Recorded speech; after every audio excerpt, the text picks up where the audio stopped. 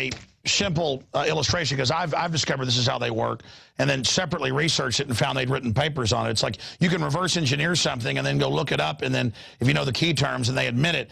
Take Occupy, take any of this. They know there's going to be resistance to what they're forming, so they want to create artificial groups so that people gravitate to that as opposition, so it can then be siphoned back in to the overall globalist operation. So what happens is it's like having a projector that is shooting onto a screen, and they say we're resisting, knowing that all the little individuals that know something's wrong, who the globalists are worried about, are going to come in, and then once they've got you projected, you know, they can go ahead and put their message out onto you once you've come to the light, you know, like a moth to flame. But as you said, they can't do this if we give them opposition. If we are outside of this, forming groups, forming ideas, our information is, once they create a projection and a mass, using military terminology, I know you know, once they create a political mass, our information is more truthful, more accurate. I say more truthful, nobody's perfect.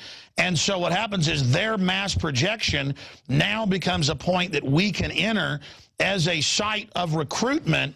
And it's an opportunity, because everybody is so empty that's been drawn into these false systems. They're desperate for something real. The minute you come in, it's like you're 10,000 feet tall to a bunch of midgets. The operatives will come in and attack you instantly. If you know how to decry them as an operative, suddenly everyone comes into your orbit, because the human species is hungry for liberty and freedom. And the reason I've been able to really confirm this is the globalists, they put out the Occupy call, okay? Let me draw another image here.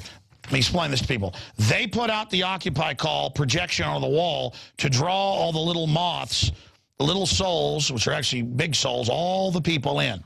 Okay, they project it. They say, oh, there's no movement except capitalism's bad, we're going to get Wall Street. Well, that's actually bigger banks that want to demonize capitalism, to have state-sponsored control, to shut down all their competition and consolidate.